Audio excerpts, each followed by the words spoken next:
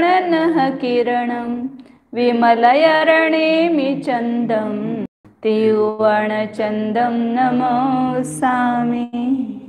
नमस्ते वंदे वंदे। श्री नेमिचंद्र आचार्य विरचित त्रिलोकसार नामक ग्रंथ है। इसमें प्रकरण अपना चल रहा था लवण समुद्र का। लवण समुद्र में पाताल है, बताए थे ना कितने पाताल हैं? 1008, मतलब 4 दिशा में, 4 विदिशाओं में और उन दोनों के अंतराल के बीच में 100 तो ऐसे 125 हर अंतराल में रहेंगे। सब मिलाकर के 1000 है तो 1000 को 8 से भाग दो तो कितने हो जाएंगे? एक दिशा में 125 हो जाएंगे। तो ये सब पाताल है। उसमें 3 प्रकार बताए थे कि नीचे जल है, वायु है, नीचे बीच में जल और वायु दोनों मिक्स होते हैं, और ऊपर जल है वो पाताल के ऊपरी भाग में।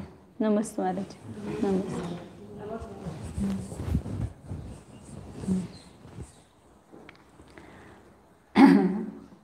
तो वो पातालों का वर्णन करके फिर उसके बाद वो जो लवण समुद्र है उसका समतल कितना योजन है, मतलब उसका पानी जो है वो समतल नहीं, मतलब हानि वृद्धि होती है। तब जब वृद्धि होती है तो कितनी ऊंचाई तक जाता है? 16000। और जब हानि होती है तो 11000 योजन, मतलब उससे नीचे नहीं आएगा। 11000 ये उसका प्रमाण, फिर उसमें ही बढ़ता जाएगा और उसमें ही घटता जाएगा। तो 5 शुक्ल पक्ष में वो 5000 योजन की ऊंचाई पर जाता है, वृद्धि होती है। फिर कृष्ण पक्ष में एक दिन उतना ह्रास होते होते, हानि होते होते पुनः अमावस्या के दिन वो 11000 योजन पे आ जाता है।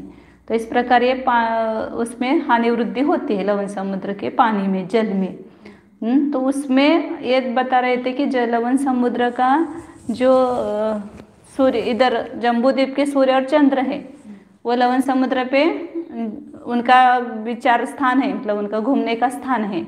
तो जब चंद्र और सूर्य अंतिम विधि में होंगे तो कितने दूर उस जल से होंगे? लवण समुद्र के जल से तिर्यक अंतर कितना होगा? हाँ, ये बताया था। अभी ऊर्ध्व अंतर नहीं निकाला अपन ने, तिर्यक अंतर निकाला था कि मतलब ऐसे, हाँ तिर्यक मतलब आड़ा आड़ा ऐसा, इधर चंद्र और इधर पानी ऐसा। ये बीच में जम्बूद्वीप है और इनका ये 4 क्षेत्र है। यहाँ तक समझो कि 330 योजन तक, यहाँ लास्ट तक आएंगे लवण समुद्र में चंद्र सूर्य। तब यहाँ पर ये पानी जो है वो ऊंचाई की अपेक्षा से दिखाना पड़ेगा। ये तो अपन खाली विस्तार की अपेक्षा से दिखाते हैं। तो ऊंचाई जो है उस पानी की, जल की, तो कितने ऊंचाई तक वो जल होता है कि जिस समय ये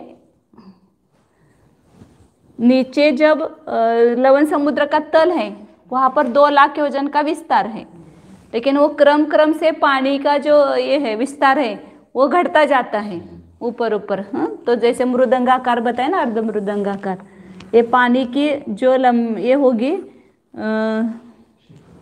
ये क्या बोलते हैं उसका व्यास ऐसा होगा, ये 2 लाख होगा। फिर घटता घटता घटता पानी इधर से और इधर से, दोनों ओर से, इधर से और इधर से ऐसा घटता हुआ, हाँ यहाँ 10,000 योजन रह जाता है। 16,000 योजन की ऊंचाई पर 10,000 रहता है। तो ये जब सूर्य और चंद्र ये इस विधि पे होते हैं तो ये पानी अब ऐसा पूरा नहीं है ना, ऐसा पूरा 2 लाख में नहीं है, तो ये कम होता गया है ह्रास। तो ये चंद्र सूर्य यहाँ होंगे तो ये पानी का होगा, मतलब ये इस पानी से इधर ये ऊंचाई दिखाएंगे तो इधर इधर या इधर देखो इधर, तो ये चंद्र सूर्य इधर है और ये पानी इधर है। तो ये अंतर कितना होगा इन दोनों का? 880 योजन पर चंद्र है, 800 योजन पर सूर्य है। नहीं उल्टा हो गया क्या? नहीं, हाँ बराबर है ना, सूर्य नीचे है और चंद्रमा ऊपर है। तो 880 योजन पर चंद्रमा है, तो उस समय पानी कितना दूर होता है उससे, उस चंद्र से, उसको कहा तिर्यक अंतर। अब यहाँ पर ऊर्ध्व अंतर बताएंगे। ये दोनों निकाला था अपन ने कल, चंद्र और सूर्य का तिर्यक अंतर निकाला था दोनों का। हाँ हाँ वो ऊंचाई, वो भूमि तल से ऊंचाई चंद्र की कितनी है 880 योजन, और सूर्य की ऊंचाई कितनी है 800 योजन। हाँ, तो वहाँ पर पानी कितने लेवल पर रहता है, मतलब कितना दूर रहता है अभी उनसे। हाँ, ये अंतर निकाला था, उसका अपन सूत्र बनाया था ना पहले, उसका निकालने के लिए हाँ भूमि व्यास और उसमें से मुख्य व्यास घटाया था, उसका आधा किया था, फिर ऊंचाई 16,000 योजन से गुना भाग दिया था। तो वो हानि का प्रमाण, एक योजन में कितनी हानि हुई 95/16, मतलब ये 2 लाख में से अंदर कितना आएगा 95/16 आएगा, मतलब 5 योजन और 15/16, इतना एक योजन ऊपर ऊंचाई पर जाने पर इतना अंदर आ जाएगा वो जल। ऐसे हर एक योजन पर इतना इतना अंदर आता आ जाएगा। तो जब 800 यहाँ एक योजन पर इतना अंदर आया है, तो 880 योजन पर कितना अंदर आया है, ऐसा त्रैराशि करके कल निकाला था उसका प्रमाण 5,225 योजन हानि का प्रमाण आया। मतलब ये 2 लाख में से कितना कम हुआ यहाँ जाने तक 5,225 योजन अंदर आया है पानी, वो यह 2 लाख में से इतना कम हो गया। और यह कितनी दूरी पर है, यहाँ से 330 योजन पर है। तो उस 5,225 में से ये 330 योजन कम किए, 330 और 48/61 योजन कम किए। तो दोनों की दूरी, ये पानी की और ये सूर्य की या चंद्र की, दोनों की भी निकाली थी। सूर्य की निकालना है तो 800 योजन करो, और चंद्र की निकालना है तो 880 योजन पर। इधर ते काढायचं होतं, तुला सांगायचं विसरलं मी सगळं।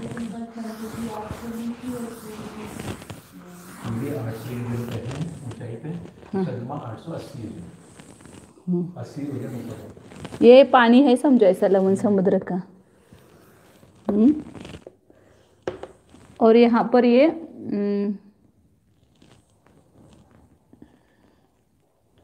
बीच में ऐसा निकालेंगे ना, इधर इन्होंने तो इधर इस साइड, उस साइड में ये जम्बूद्वीप होगा, इधर निकालना पड़ेगा ना, जम्बूद्वीप इधर है। तो ये पानी यहाँ 880 योजन जाओ इधर ऊपर, तो यहाँ समझो ये तो बहुत मैंने निकाला, इसे कम ही निकालना चाहिए।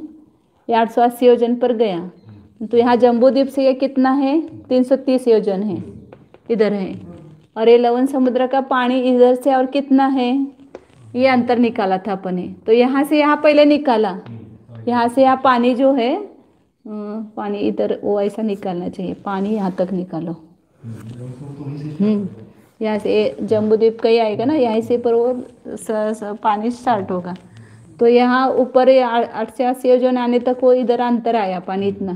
तो यहाँ से लेकर के ये जम्बूद्वीप से लेकर के कितना अंतर हो गया, मतलब 2 लाख से यहाँ पर कितना अंतर हो गया, तो 5,225 हो गया। तो उसमें से 330 ये यहाँ पर है चंद्र सूर्य, ये ऊंचाई पर 880 योजन पर चंद्र है, और यहाँ नीचे सूर्य है 800 योजन पर, उसी लेवल पर। तो इन दोनों से इसकी दूरी कितनी हुई, इससे कितनी हुई और इससे कितनी हुई, चंद्र से ज़्यादा होगी क्योंकि चंद्र और ऊंचाई पर है, तो पानी और अंदर आया है। तो वहाँ पर 4,894 योजन इनकी दूरी बताई, ये चंद्र की और ये जल की, ये जल है। तो 4,894 योजन 13/61 इतना अंतर है। और सूर्य से कितना है अंतर, तो 800 योजन से किया था ना गुना, तो 4,750 योजन की हानि हुई है यहाँ पर 5,225 की हुई थी, यहाँ पर 4,750 की हुई है। तो उसका अंतर कितना है, तो 4,750 में से 330 योजन कम किया था, तो 4,419 सही 13/61 ये सूर्य का तिर्यक अंतर हुआ। ये पानी इधर है और सूर्य इधर है, ये पानी चंद्र इधर है और इधर पानी है, तो इन दोनों में तिर्यक अंतर बताया। अब यहाँ पर ऊर्ध्व अंतर बता रहे हैं। वहाँ पर जब 880 योजन है ना वहाँ पर, तो उसके नीचे ये पानी होगा इधर, तो ये अंतर बताएंगे। यहाँ से ये बताया, अब पानी से ऊर्ध्व अंतर, यहाँ से ये चंद्र का कितना हुआ, यहाँ से सूर्य का कितना है पानी से।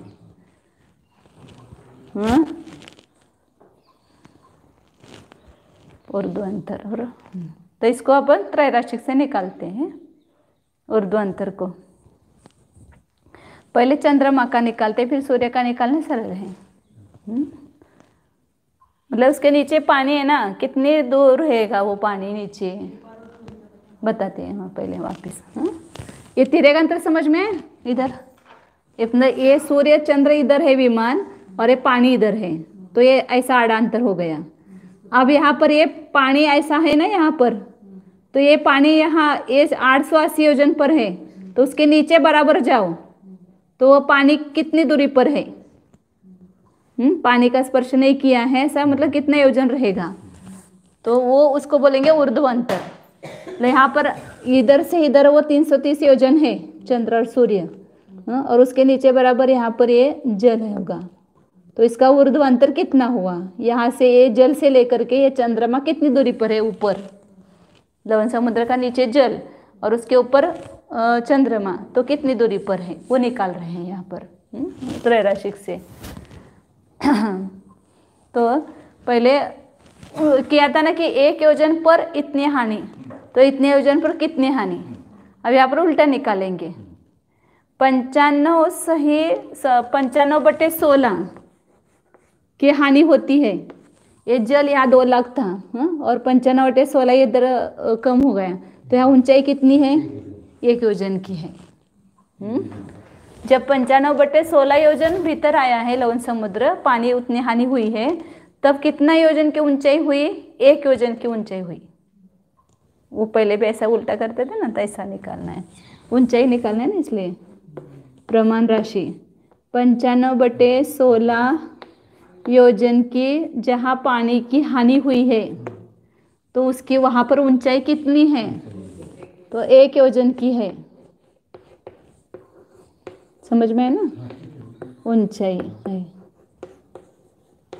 इच्छा राशि। तो अब यहाँ पर कितनी हानि हुई है, कितने आगे जाने पर 330, ये 330 आए ना इधर है, तो 330 से जाएंगे ना, ये हानि होगी 95/16 95/16 करते करते जहाँ पर 330 योजन की हानि हुई, तो वहाँ से ऊपर होगा बराबर चंद्रमा सूर्य, क्योंकि जम्बूद्वीप से सूर्य और चंद्र कितना दूरी पर है, 330 योजन पर है ना, तो इस लवण समुद्र के ऊपर वो 330 योजन पर है, तो उसके नीचे वो जल कहाँ तक है वो निकालेंगे उसकी ऊंचाई। ये 95/16 करते करते 330 योजन अंदर आना चाहिए, क्योंकि 330 योजन इधर है, तो ये पानी भी 330 योजन अंदर आना चाहिए, तो उसी के ऊपर चंद्रमा और सूर्य होंगे। तो 330 योजन की हानि होने के लिए कितनी ऊंचाई वहां पर होगी, मतलब लवण समुद्र कितनी ऊंचाई पर आ गया, 330 योजन की हानि, पानी की हानि हुई वहां पर। 330 योजन आगे जाने पर जल की कितनी ऊंचाई है, मतलब ये कितनी ऊंचाई हो गई, ऐसा वो निकाल रहे हैं।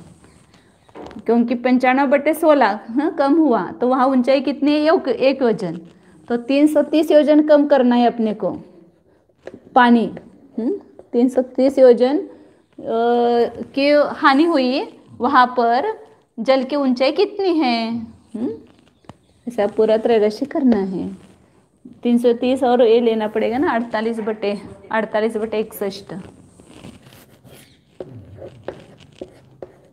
ये पूरा 330 और 48/61 है लवण समुद्र में चंद्रमा और सूर्य, तो इसकी इतने योजन की हानि हुई पानी की, तो वहाँ पर ऊंचाई कितनी है जल की। ऐसा त्रैराशिक करेंगे तो ऊर्ध्वांतर निकलेगा। तो जब त्रैराशिक करते हैं ना ऐसा, तब क्या करते हैं, फल जो होता है इसको इच्छा से गुना करते हैं। ये सूत्र है, फल गुणित इच्छा भागिले प्रमाण, इसका भाग देना प्रमाण राशि। तो यहाँ पर एक योजन ही है, और ये 330 से 48/61 है। अब 330 से 48/61 का ये करो, निकालो उसका प्रमाण कितना आता है। तो 330 में मिलाना है, 330 + 48/61 मिलाना उसमें, उसके लिए क्या करना पड़ेगा, छेद समान करना पड़ेगा। तो 330 को 61 से गुना करो और भाग दो। 330 गुना 48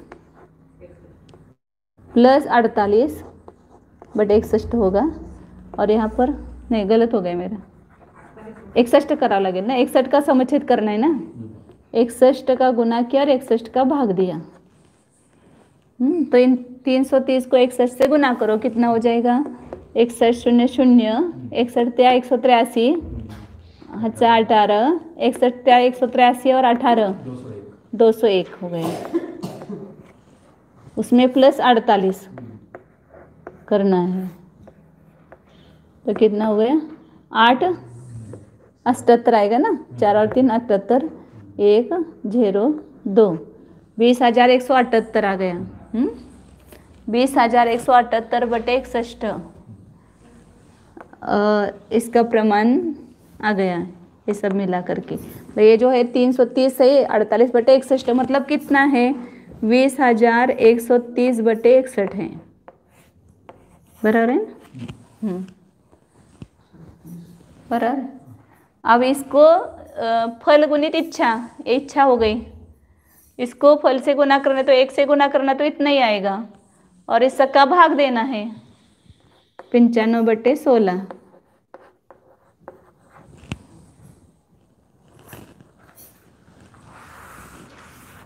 इसको 130 178 लेना था, बराबर। 130 नहीं, 178 ही लेना है, मैं गलती से लिखा मैंने।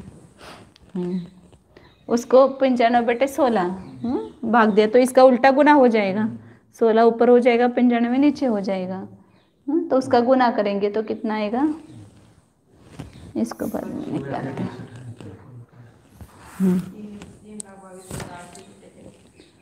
20,178 गुना 16 और 61 गुना 95 होगा। तो इसका प्रमाण कितना आएगा, इसका गुना ही करना पड़ेगा, 16 8 128 12, 16 7 114, 112 में 12 मिलेंगे 124, अच्छा 12 नहीं 124 मतलब 12 ही होगा, 16 1 16 और 12 28 2, अच्छा 16 2 32, बराबर है ना, 32,028 48। और 61 5 305, बराबर है, 61 5 305, 5 अच्छा 30, 61 90, हाँ एक 549 आएगा, 549 और 30 500,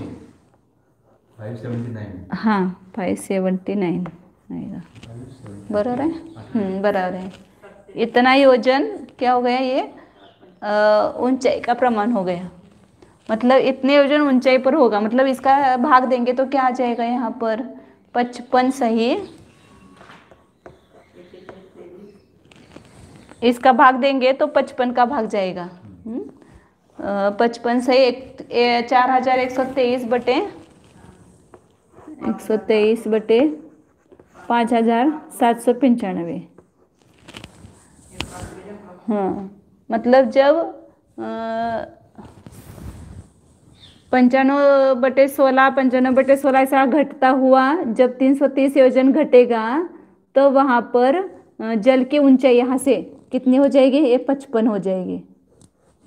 यहाँ पर है समझो पानी, इसके ऊपर यहाँ, तो ये ऊंचाई कितनी हुई, 55 योजन हुई, और यहाँ से चंद्र कितना है ऊपर, 880 योजन है, तो 880 योजन में क्या करेंगे, 55 को घटाएंगे, तो ऊर्ध्वांतर आ जाएगा ना।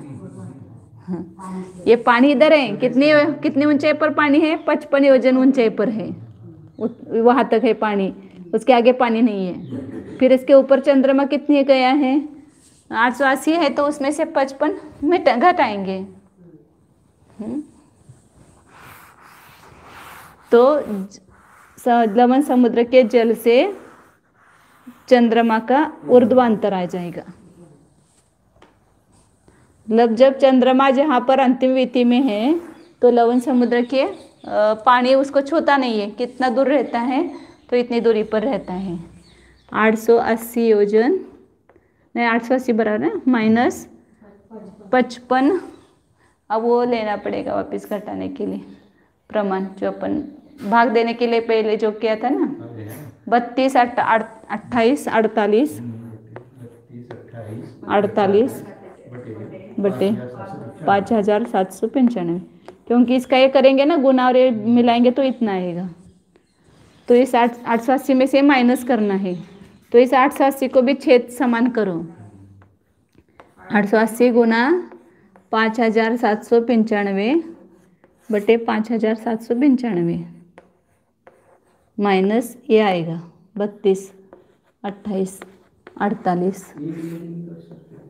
हाँ क्या करते क्या 880 में से 55, हाँ ऐसा भी कर सकते हैं। 880 में से 55 घटाओ, फिर एक ले लो इसमें से और उसमें से वो घटाओ, वो भी पैसा भी चल जाएगा। हाँ 880 में से 55 घटाए तो कितना आया, हाँ 10 में से 5 गया 5, हत्सा 1, 18 में से 6 गया, नहीं 8 में से 6 ले रहे घटाओ ना, 8 में से 6 घटाया तो 725 हो गया। नहीं 725 नहीं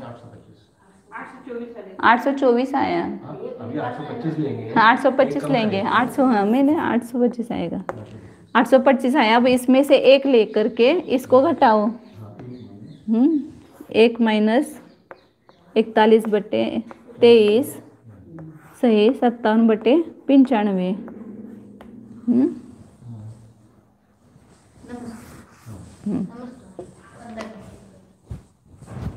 बराबर 57 बटे 95 माइनस 41 बटे 23 और हाँ तो कितना है, 5 में से 3 गया 2, अच्छा 1 नहीं अच्छा नहीं है, 9 में से 2 गया 7, 7 में से 1 गया 6, 5 में से 4 गए 1, 1672 बटे 5795, 824 मतलब यहाँ से सूर्य जो है, समझो यहाँ पर ये पानी है तो यहाँ से चंद्र, उधर अभी मैंने काट दिया इसलिए वो सब गड़बड़ हो गए।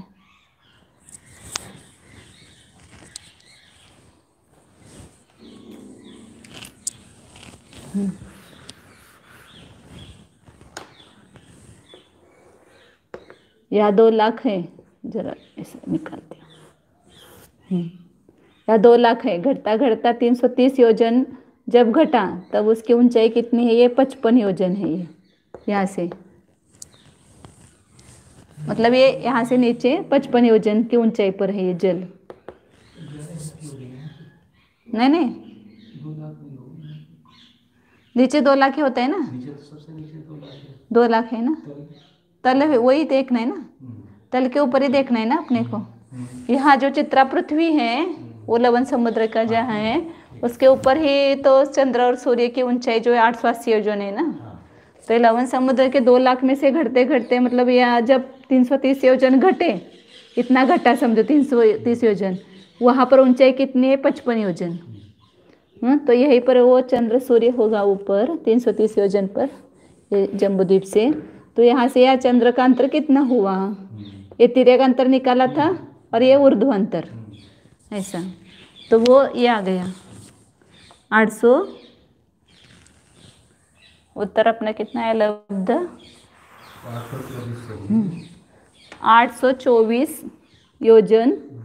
ये यहाँ से चंद्र ऊपर कितना है 824 योजन और 1672 बटे 5795 योजन है ऊपर, और सूर्य कितना है तो उसमें से और सूर्य नीचे है 800 योजन की ऊंचाई पर है, तो और 80 योजन कम करो इसमें से, या 800 में से 55 बटे वो माइनस करो तो सूर्य का अंतर आ जाएगा, ऊर्ध्व अंतर।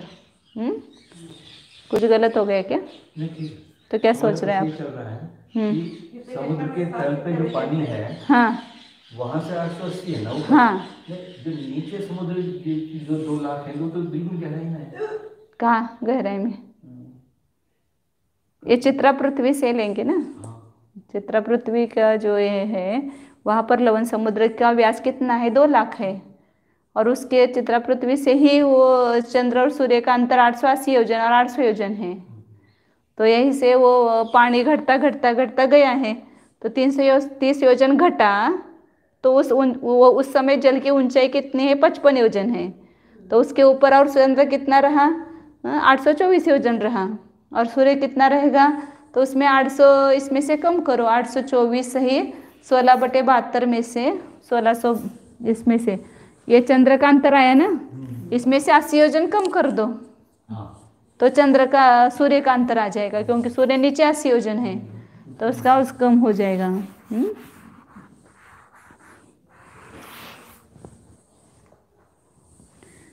824 सही 1672/5795 योजन। और उसमें से माइनस कितना करेंगे? 80 योजन, क्योंकि सूर्य नीचे 80 योजन है। तो 80 कम करेंगे इसमें से तो हाँ, 4 में से 0 गए, 4 रहे। 12 में से 8 गया, 12 में से 8 गए, 8 रहे ना, नहीं 4 रहे, 4 रहे। हादसा नहीं है, हाँ हादसा है ना एक, तो 744 हो गए। 744 सही 1672/5795 योजन। इतनी दूरी ऊर्ध्वांतर जल से सूर्य का ऊर्ध्वांतर इतना है। मतलब लवण समुद्र का जल होगा, उसके ऊपर चंद्रमा सूर्य कितना होगा? 744 योजन पर होगा। और चंद्र कितना ऊपर होगा? 824 योजन पर होगा। ऐसे ही ऊर्ध्वांतर निकाला। और ये जिस लेवल पर वो है उस लेवल पर पानी कितना दूर होगा? वो रहेगा अंतर। ऐसे दोनों अंतर निकाले। अब यहाँ इस बहाने से लवण समुद्र में जो सूर्य और चंद्र है उनका भी वह निकाला है प्रमाण। लवण समुद्र संबंधी सूर्यों के समीप जल की ऊंचाई कितनी है? तो अभी ये पहले भी एक बार निकाला हुआ है, आपको याद होगा तो पता नहीं। लवण समुद्र में कितने अंतर पर चंद्र और सूर्य है, ये आया था ना ज्योतिर्लोकाधिकार में। ज्योतिर्लोकाधिकार में हाँ, तो यहाँ पर ये लवण समुद्र इतना 2 लाख योजन का है, 2 लाख योजन है। तो इसमें चंद्र कितने हैं? 4, सूर्य कितने हैं? 4। लवण समुद्र में, जम्बूद्वीप में 2-2 है, लवण समुद्र में कितने हैं? 4-4 हैं। तो 4 चंद्र 4, तो 2 एक परिधि में रहेंगे, 2 दूसरी परिधि में। परिधि मतलब गोलाई, जो घूमेंगे ना, ऐसा गोल गोल घूमते हैं। तो यहाँ पर एक परिधि होगी और यहाँ पर एक परिधि होगी। इस परिधि पर 2 सूर्य रहेंगे, इधर एक उधर एक, और इस परिधि पर 2 चंद्र रहेंगे, इधर और उधर ऐसे। तो ये चंद्र या सूर्य एक एक होगा यहाँ पर। तो इधर से इसका कितना अंतर है? जम्बूद्वीप की वेदी से इधर धात के खंड की वेदी है, उससे वो एक सूर्य कितना अंतर दूरी पर है। और इन दोनों का अंतर ये निकाला था अपन ने पहले। एक बार निकालते तो संक्षेप में हो जाएगा ऐसे। तो पहले इन 2 चंद्र और सूर्य, चंद्र के विमान का जो प्रमाण है वो कितना है वो घटाओ। 2 लाख योजन के व्यास में से इन दोनों की ये जो मोटाई है ना चंद्र विमान की, ये जो मोटाई होगी वो कितनी है? 48/61 है।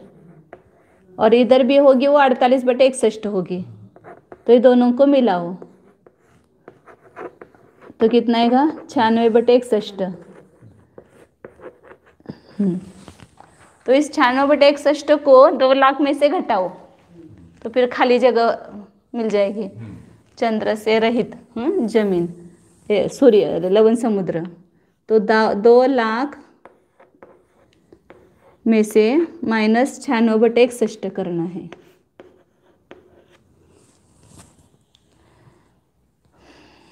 तो क्या अब सगळं करतो 1 मिनिट फक्त शांत बघा. हाँ 96/61 माइनस करना है. तो इसका छेद समान करेंगे. 2 लाख गुना 5 0 आना चाहिए 5 2 लाख गुना 61 छेद समान करेंगे और 61 का भाग देंगे और इसमें से 96 घटाएंगे. तो 2 लाख गुना 61 जो है कितना आएगा 0 0 5 0 फिर 61 दूनी 122 बराबर है ना. माइनस 96 बटे 61.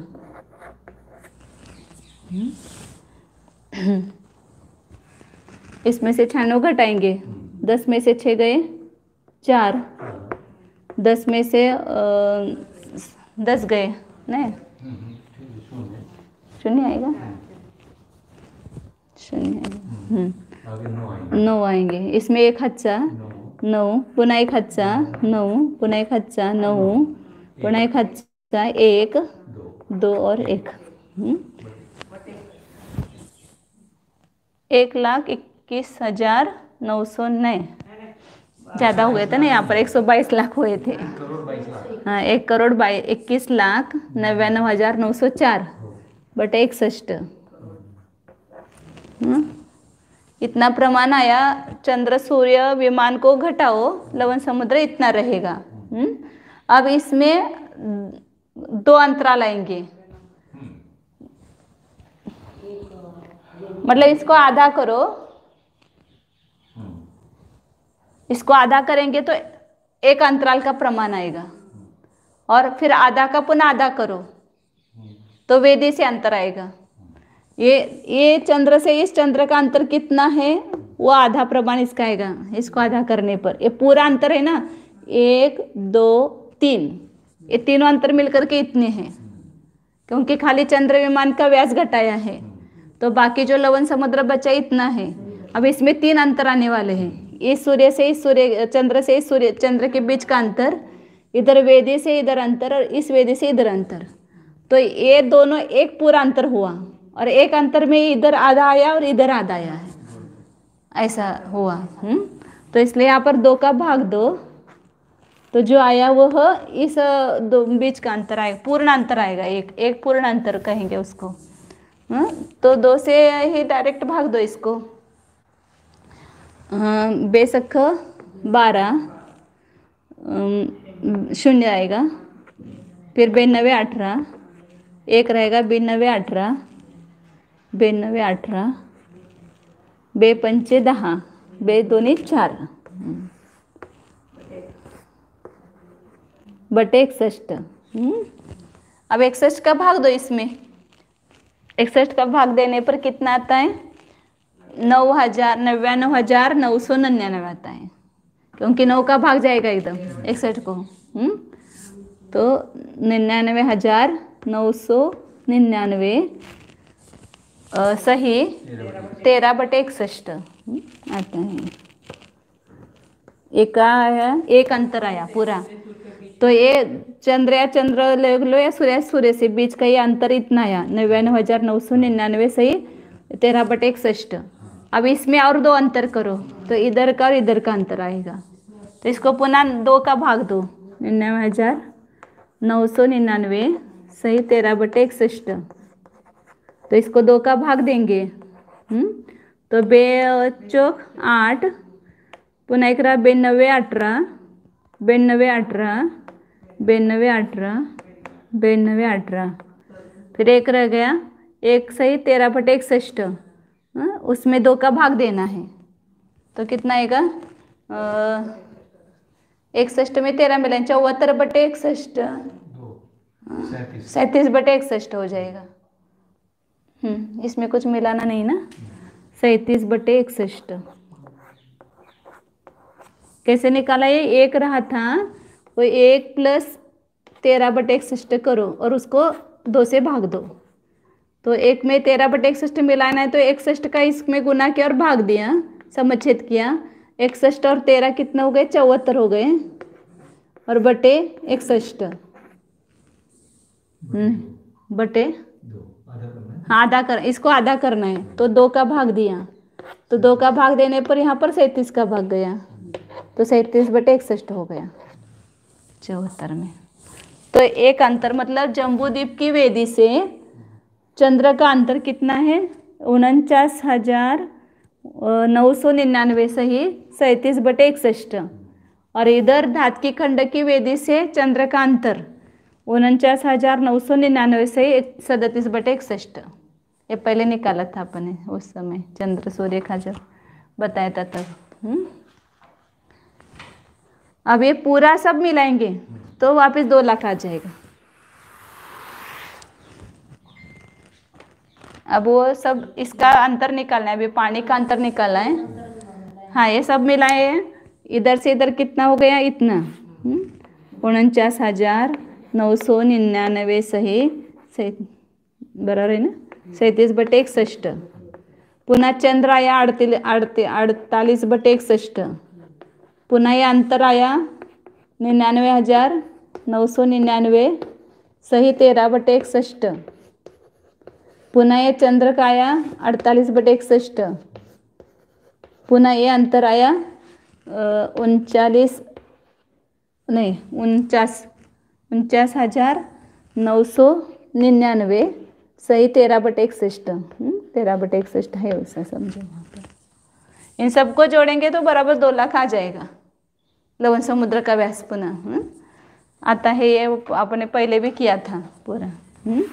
अब इसमें टाइम नहीं गवाते, ये बराबर आप करो तो सब मिला करके 1,99,997 आ जाएगा।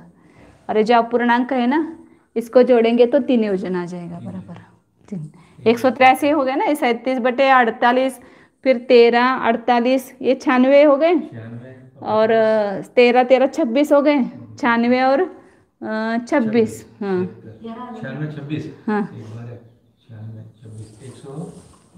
13 दूनी 26 ही होता है ना।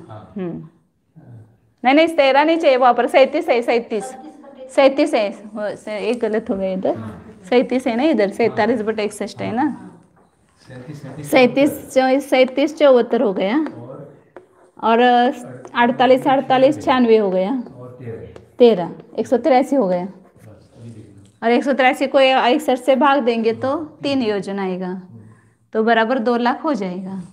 ये अभी अपने कोई प्रयोजनभूत नहीं है। प्रयोजनभूत क्या है अपना अभी कि ये चंद्र या सूर्य लवण समुद्र के जल से कितना दूर है, तो वो देखना है, तो उसका अपन राशि करके निकालते हैं।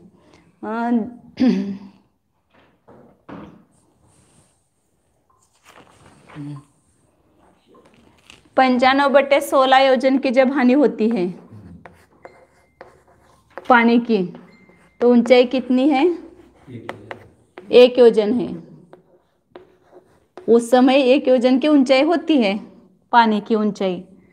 अब यहाँ पर कितनी दूर है ये, हाँ ये चंद्र कितना दूर है, 49,999 सही हाँ, उसको ही ये करेंगे तो आएगा बराबर ऊपर जो किया था ना।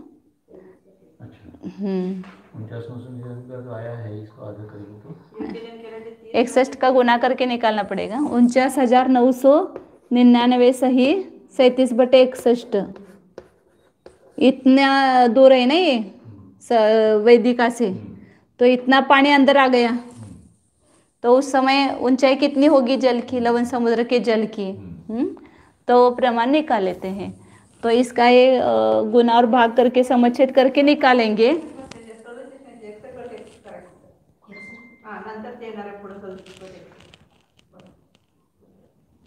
नहीं इतना दूर है ना चंद्र और सूर्य वो इस वेदिका से, तो इतना योजन घटाना चाहिए पानी, तो उसकी ऊंचाई कितनी पानी की है वो निकालते हैं। तो 95/16 योजन की हानि होती है तो 1 योजन की ऊंचाई है, इतने योजन की हानि होगी तो पानी की ऊंचाई कितनी होगी वो निकाल रहे हैं। तो इसका प्रमाण करते हैं 49,999 गुणित 61/61 प्लस 37/61, इन दोनों का जोड़ करो तो इसका ये गुना किया तो कितना आया?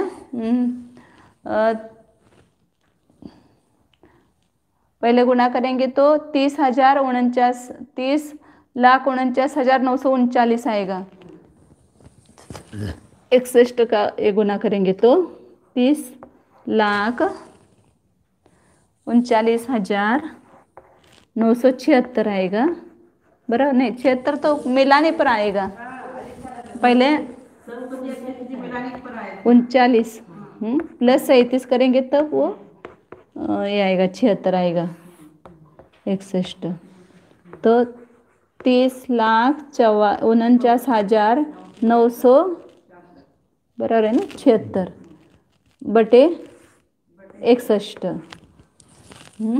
इतना इसका आया, मतलब इतनी योजन की हानि हुई तो ऊंचाई कितनी है निकालना है ना। तो यहाँ पर इसको मिटाते हैं, ये इसका ही ये प्रमाण हुआ निकालने के बाद इसका। अब एक फल गुणित इच्छा बटे प्रमाण राशि, तो इसमें इसका भाग देंगे 95/16 का भाग देंगे, मतलब गुना करेंगे इसको। तो 30,49,976 गुना 16 बटे 95 गुणित 61। ये सब प्रमाण निकालने के बाद बहुत बड़ा है ये गुना करेंगे तो 48 76 क्या नहीं नहीं क्या 79 96 है 16 है 16 है 16।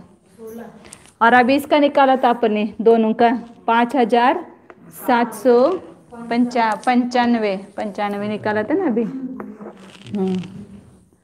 और इसका भाग देते हैं इसको तो आता है 8,420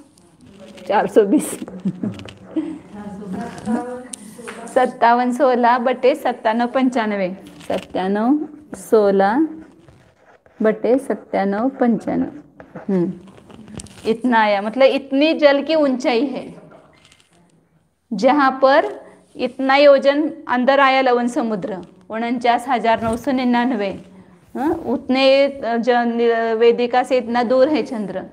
तो उस समय जल की ऊंचाई कितनी है, चंद्र की ऊंचाई कितनी है 880 योजन, और यहाँ पर जल की ऊंचाई कितनी है 8,420 तो बीच में जाएगा। तो पानी के अंदर है वहाँ पर। लवण समुद्र का जो चंद्र और सूर्य है वो लवण समुद्र के अंदर है, पानी के अंदर है, जम्बूद्वीप के नहीं है। वो तो कुछ समय के लिए अंदर रहेंगे। कैसे कुछ समय के लिए रहेंगे? लवण समुद्र तो 11,000 योजन ऊंचाई पर जाता है कम से कम, फिर 16,000 योजन ऊंचाई पर है, और ये कितने ऊंचाई पर है 880 योजन ऊंचाई पर है। वो अंदर के अंदर ही घूमते हैं। हाँ तो फिर वहाँ अंधेरा ही रहता होगा क्योंकि अंदर का वहाँ तो पानी है ना, वो पानी में सब जलचर जीव वगैरह है, बाकी तो कोई है ही नहीं ना। पानी उष्ण हो जाता होगा। उसकी किरणें कहाँ जाएगी, वो चंद्र की वो गर्म हो जाएगा। मूल में तो ठंडा ही है ना, सूर्य विमान जो है मूल में ठंडा ही है, वन में गर्म नहीं है। पर उसकी किरणें जो निकलती है उष्ण निकलती है। अब वो पानी है तो वो उष्ण कहाँ से निकलेगी, वो सब ठंडी हो जाएगी। ऐसे वो बराबर वॉश होता रहता है। हाँ माणसं कुठं असतात? विमानात अंदर होते ना, विमान उनको कुछ पता ही नहीं चलता है। विमान तो इतना पैक सब होगा वज्रमयी कि अंदर ना पानी जाता है ना कुछ सूर्य जाता है। अंदर वो विमान में उनके प्रासाद होंगे, महल है, सब बताया था ना उस समय कि उनके कैसे देव का महल है ये है।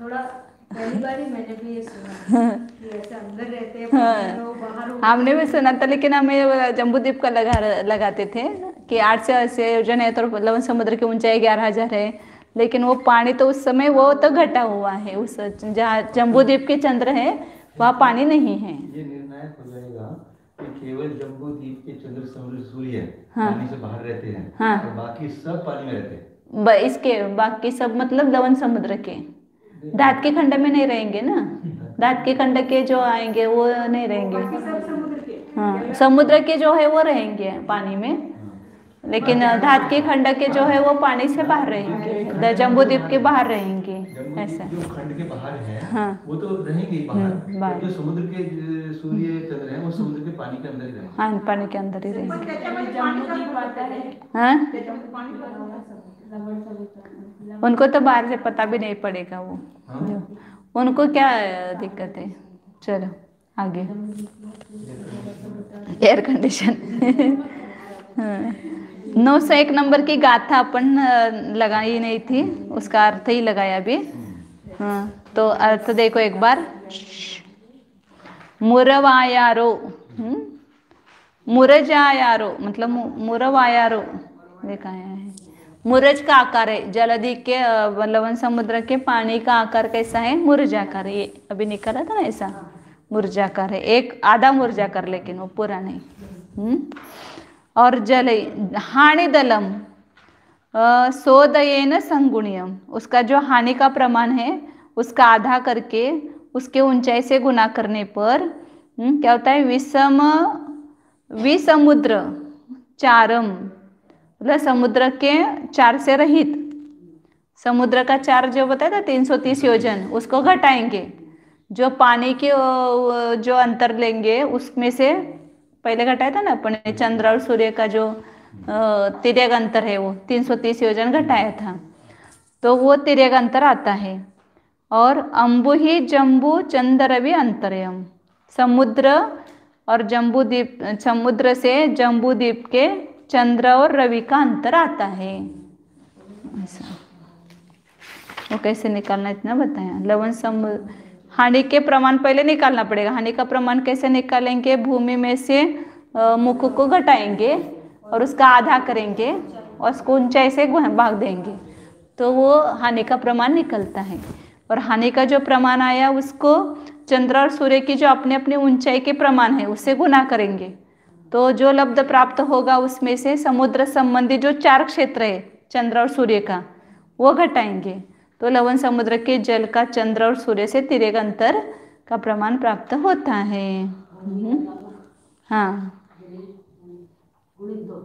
हाँ, अपन काल लिहिलं होतं की सूत्र, भूमि माइनस मुख बटे 2 गुणित ऊंचाई, ये हानि का प्रमाण। फिर हानि के प्रमाण को माइनस, हानिचं प्रमाण कसं काढायचं, भूमि में से मुख घटाना, उसको 2 से भाग देना और उसको ऊंचाई से भाग देना। ऊंचाई है 16,000 योजन, उसका भाग दिया तो हानि का प्रमाण, वाले 1 योजन पर कितनी हानि होती है उसका प्रमाण आता है। क्या है इसमें सब गणित आप देख लेना बाद में। अब हाँ समुद्रामध्ये सूर्यचंद्र काय म्हणतात, पटणार नाही। हाँ, अब आगे पातालों का अंतराल बताते हैं कितना है, मतलब एक पाताल से दूसरे पाताल के बीच में कितना अंतर है। कल के 1008 बताए ना, 4 दिशा में 4 विदिशा में, और हाँ 1000 बीच में। हाँ, तो उसका एक पाताल से दूसरे पाताल का अंतर कितना है वो बता रहे हैं। मध्यम परिधि च उत्तम विवर मुहम तम विमज्ज मुहमद्धम सय गुण पण घणहीणम तम सय 26 भाजी दे। पहले एक दिशागत पाताल से दूसरे दिशा के पाताल का अंतर बता रहे हैं, तो वो कितना है, तो जो लवण समुद्र की मध्यम सूची है,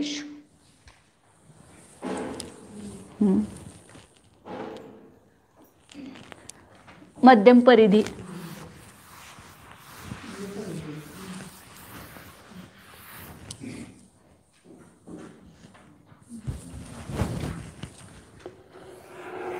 जम्बूद्वीप और ये लवण समुद्र है। तो इसके जो बीच की परिधि है यहाँ पर वो बीच में है ना पाताल, तो यहाँ जो दिशा का पाताल है, अब मैं गोली निकालती हूँ खाली, ये पाताल, ये पाताल और ये पाताल, तो इससे इसका अंतर कितना है ये?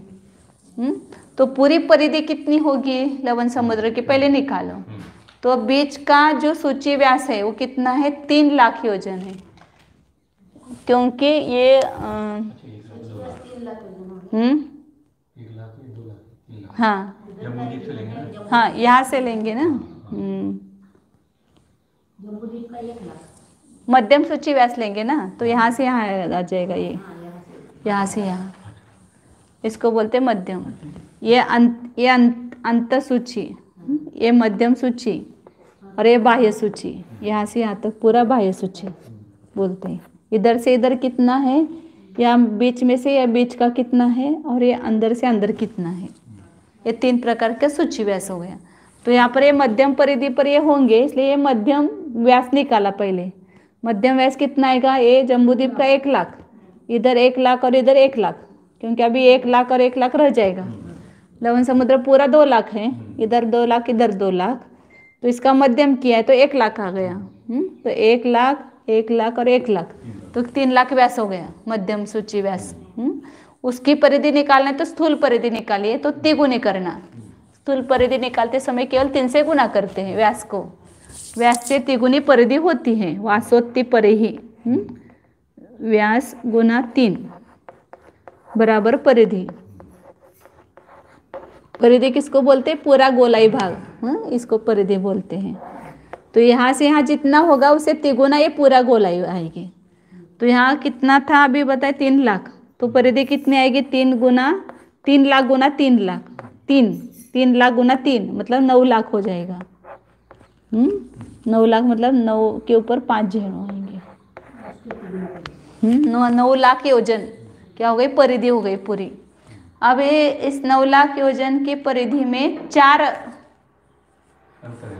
अंतर, मतलब 4 पाताल है, तो उसको 4 से भाग दो। तो दिशागत मुख के अंत से मुख के अंत का, सेंटर से सेंटर का आएगा, ये सेंटर से इस सेंटर का आएगा, इस सेंटर से इस सेंटर का आएगा, इस सेंटर से। तो ये 10,000 है ना, ये मुख्य व्यास, इसके बीच तक आएगा ये। इधर 5,000 आएगा, इधर 5,000 जाएगा। तो इसको पहले 4 से भाग दो, तो 2,25,000 आएगा ना, 225, ये 9 लाख है ना, तो 2,25,000 आएगा बराबर। हाँ, तो यहाँ जो पाताल है वहाँ से लेकर के इस तक के अंतर का प्रमाण कितना हो जाएगा? पाताल का 2,25,000 योजन, उसके बीच तक का आएगा। और जो हाँ, मध्यम व्यास जो है, मध्यम व्यास घटाओ यहाँ से यहाँ तक, यहाँ से यहाँ तक कितना व्यास हो, कितना अंतर होगा? यहाँ से यहाँ कितना और यहाँ से यहाँ कितना अंतर होगा? तो ये जो है उसके इसका मध्य बीच का व्यास कितना है? 1 लाख योजन है, तो ज़्यादा इधर आ गए ना, वो अंतर कम हो जाएगा। ये 10,000 और ये 1 लाख, ऐसा समझो। ये इधर ये तो यहाँ से यहाँ का अंतर और यहाँ से यहाँ का अंतर कम हो जाएगा ना, तो 1 लाख योजन उसमें से घटा दो, तो घटाने पर कितना होगा? 1,25,000 योजन अवशेष रहा। तो यहाँ से यहाँ जो है वो कितना आएगा? 1 लाख, इसमें से 1 लाख घटाया इधर से, 10,000 हो गए क्या? 1 लाख तो पूरा है। 1 लाख घटाया, क्योंकि ऐसा देखा जाए तो यहाँ से यहाँ आएगा वो, यहाँ इधर 50,000 होगा और ये इधर 50,000 होगा ना, तो 10,000, इसलिए 1 लाख घटाया। 1 लाख घटाया, तो ये मतलब अब मैंने अभी यहाँ तक निकाला उसको, इसलिए इसको ऐसा ही निकालो तो ही समझ में आएगा।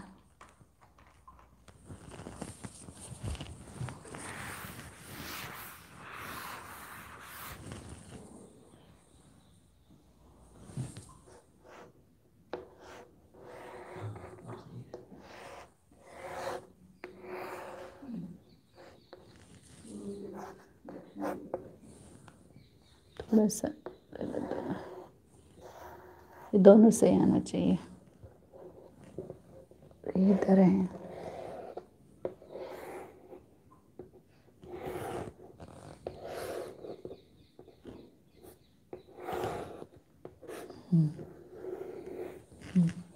तो यहाँ से यहाँ तक का अंतर, बीच तक का अंतर कितना बताया? 1 लाख नहीं, 2,25,000, 25,000 हो। अब यहाँ से यहाँ तक का अंतर कितना हो जाएगा? 1 लाख कम हो जाएगा। इधर ये 50,000 और ये 50,000 कम हो जाएगा, तो 1,25,000 हो जाएगा अंतर।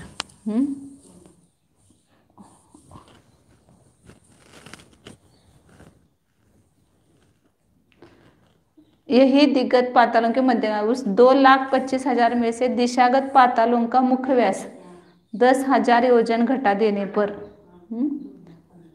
10,000 योजन वो दिशागत पातालों का मुख्य व्यास घटाया, तो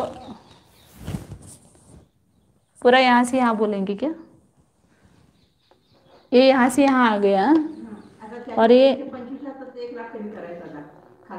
नहीं, ये और यहाँ से यहाँ तक जो अंतर होगा वो 10,000 घट जाएगा, और ये 5,000 है और ये 5,000 है ना, वो घट जाएगा, तो 1,15,000 हो जाएगा।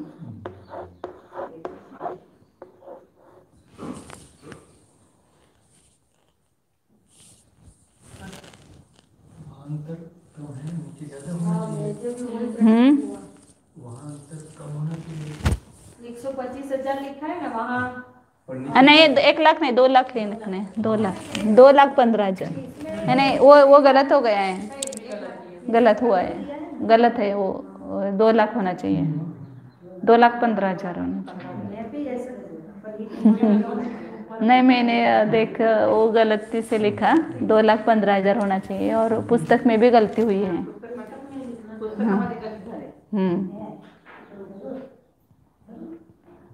वरती बरोबर गणित आले बरोबर, चित्रामध्ये और वो चित्र भी बीच तक दिखाना चाहिए। 2,25,000 है ना, बीच तक ध्यान जाना चाहिए, और 2,15,000 इधर किनारे से किनारे तक आना चाहिए। आगे ये भी सब स्थूल ही है थोड़ा, ऐसा देखा जाए तो। अब आगे 2,15,000 योजन अंतर प्रमाण में से अब विदिशा संबंधी जो पाताल है उनका मुख्य व्यास 1,000 योजन घटाकर अवशेष जो रहे योजनों को आधा करने पर, अब यहाँ बीच में है ना, ये इन दोनों के बीच में विदिशा का आएगा, इसको दूर दूर निकलना पड़ेगा फिर।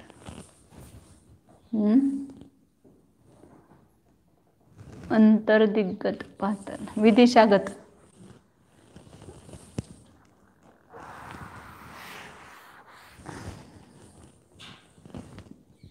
बीच में है ये विदिशा का ऐसा, और इधर ये दिशागत आएगा।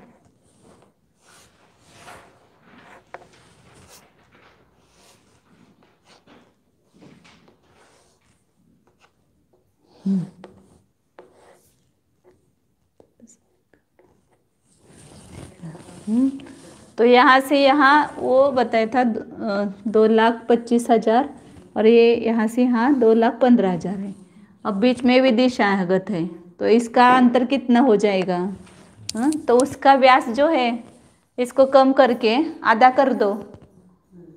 इसका व्यास कितना है? ये बीच में 10,000 योजन, 1 लाख है तो ये 10वां भाग है ना, ये 10,000 योजन है, तो उसमें से 10,000 मुख्य व्यास 1,000 है, ये मुख्य व्यास पहले निकालते हैं। मुख्य व्यास 1,000 है, तो 2,15,000 में से 2,15,000 है ना, इसमें से इसका मुख्य व्यास घटा दो, ये 1,000 योजन है, तो कितना हो जाएगा?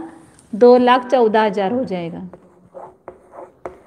इस ये पूरा अंतर यहाँ से यहाँ 2,15,000 है, तो इसका जो मुख्य व्यास है वो कितना है? 1,000 है, वो घटाया तो 2,14,000 हुआ, और उसका आधा करेंगे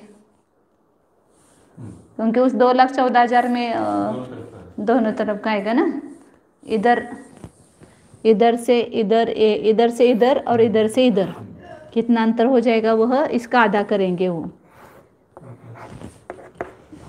2 बे के बे 0, बे 7 14 और 10 लाख, नहीं 1,07,000। 10 लाख कहाँ से आएगा? एक से ऊपर लोग लगा हुआ है। और 1 0 लगेंगे ना। बे 7 बे के बे 0, बे 7 14 और ये 3 0 आएंगे।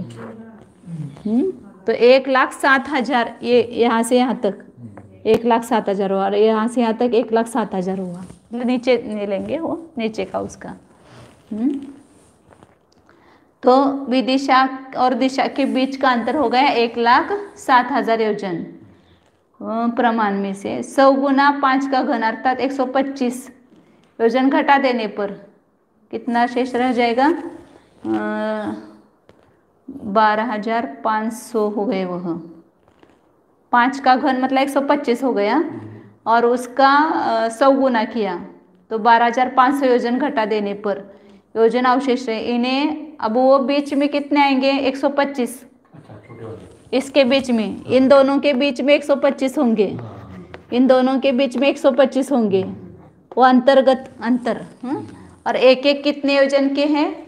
उसका मुख्य व्यास 100 योजन है, इसका मुख्य व्यास 10,000, इसका 1,000, इसका 100 योजन है इसके बीच में। और इसको निकालो तो उसका अंतर कितना होगा? ये छोटा सा निकालती हूँ मैं इधर। तो यहाँ से इसका अंतर और इसका अंतर, तो 100 योजन घटाएंगे पहले इस अंतर में से। 1 लाख और वो कितने हैं? ये 125 है तो इसलिए 125 से गुना करके उसको 100 से गुना करो, क्योंकि इतने एक ही नहीं है ना, ये 125 है क्रम से पाताल बीच में। तो 125 गुना 100, क्योंकि प्रत्येक का ये 100 आएगा तो 100 हुआ तो कितना हुआ? 12,500 हो गया। मतलब इन सब का व्यास आ गया, 125 पातालों का व्यास आ गया 12,500। तो उसमें से घटा दो 1,07,000 में से इन दोनों का जो अंतर है इसमें से ये 12,500 घटा दो। कहाँ पर ज़्यादा हो गया क्या? 1,07,000 ये दिशा और विदिशा के अंतर आ गया था बीच में, और विदिशा और दिशा के बीच में पुनः 125 पाताल है। तो उनका अंतर निकालने के लिए क्या किया? 125 गुना उसका जो व्यास है उससे गुना किया 100, तो 125 गुना 100 मतलब 12,500 आ गया। और वो जो यहाँ से यहाँ तक अंतर था उसमें घटा दिए, तो उसके सब मुख्य व्यास घट गए, बीच का अंतर रह जाएगा फिर एक से दूसरे का, उसको फिर 125 से भाग देंगे। हाँ, तो ये कितना हो गया? माइनस किया तो 0 में से 0 गए 0, 0 में से 0 गए 0, 10 में से 5 गया 5, हत्सा 1, 7 में से 3 गया 4, हत्सा 1, 10 में से 7 में से गया तो हत्सा नहीं होता है ना, नहीं। हाँ, तो 10 में से 1 गया 9, 1 गया 0। 94,500 बीच के अंतर आ गए। अब ये कितने के हैं? 125 हैं, तो इसमें 125 और एक दिशागत का होगा ना, दिशागत पाताल और विदिशागत पाताल के बीच में 125 अंतर दिग्गज पाताल है। अतः 127 पातालों के मतलब एक पाताल और 125 पाताल, 2 अंतर इधर 125 अंतर बीच में। हाँ, बीच अंतर वो ऐसे। तो 127 126 अंतर होंगे। 127 पाताल हो गए, ये 125 फिर 127 हो गए पाताल, उसमें 126 अंतर आएंगे एक से दूसरे का ऐसा। तो 94,500 है तो उसमें 126 का भाग देंगे, तो कितना आएगा? 750 आता है। 7 का भाग जाएगा 126 गुना 7,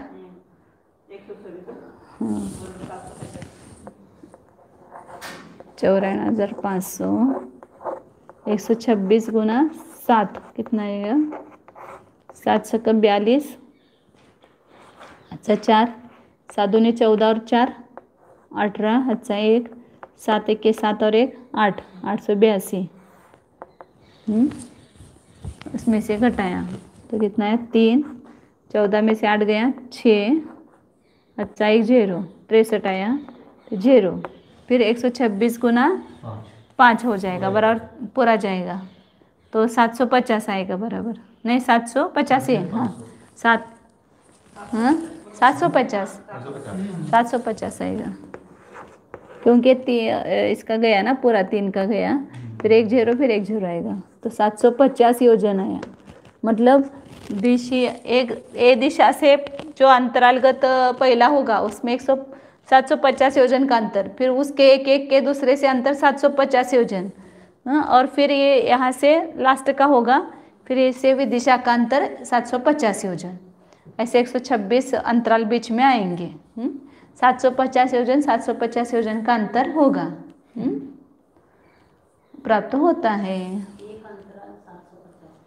हाँ हाँ, दिशा से दिशागत का अंतर पहले निकाला, फिर दिशा से विदिशागत का अंतर निकाला, उसका मुख्य व्यास घटाओ और आधा करो, फिर उसका मुख्य 125 के मुख्य व्यास घटा करके 126 से भाग दिया तो एक एक अंतराल का प्रमाण आया। तो एक पातल से मतलब अपने को लगता है कि यार निकालने में इतना पास हुए, 750 योजन का अंतर एक पातल से दूसरे पातल का।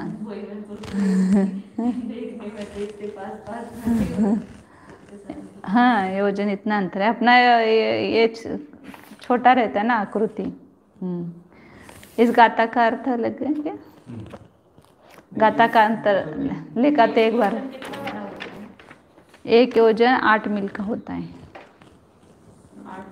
और इसमें इससे ये आयोजन तो बहुत बड़ा है, महायोजन है, उसको 6000 से गुना करो किलोमीटर निकालने के लिए 1 योजन को, तो उतना किलोमीटर आ जाएगा।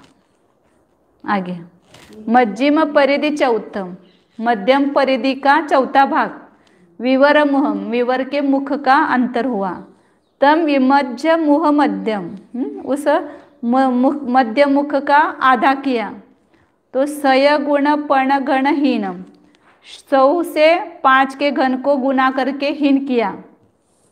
नहीं, वो पहले दिशागत निकालने के लिए केवल क्या किया, मध्यम परिधि को चौथा भाग किया तो विवर का मुख आया, फिर उसके बाद जो दिशा और विदिशा है उसको निकालने के लिए क्या किया, उसको पुनः मुख का घटा करके आधा किया तो वो दिशा विदिशा का अंतर आया 1,07,000। पुनः उसको 100 से गुना 5 के घन, 125 से गुना 100, 12,500 उससे कम किया और 126 से भाग दिया तो एक पाताल से दूसरे पाताल का विरह बोला उसको, अंतर को विरह बोलते ना, अंतर हुआ। मतलब एक पाताल से दूसरा पाताल इतना दूर है 750 योजन। अब आगे ये जो पाताल है इसके ऊपर विमान वगैरह उनकी संख्या बताते हैं। लवन समुद्र का जो पालक भुजंग नाम के व्यंतर देव है, उनके विमान वगैरह है उसके ऊपर, वो बता रहे हैं। वेलंधर भुजग विमानान सहसाणि बाहिरे सिंहरे, अंते बावत्तरी अड विसंवादालयम लवने।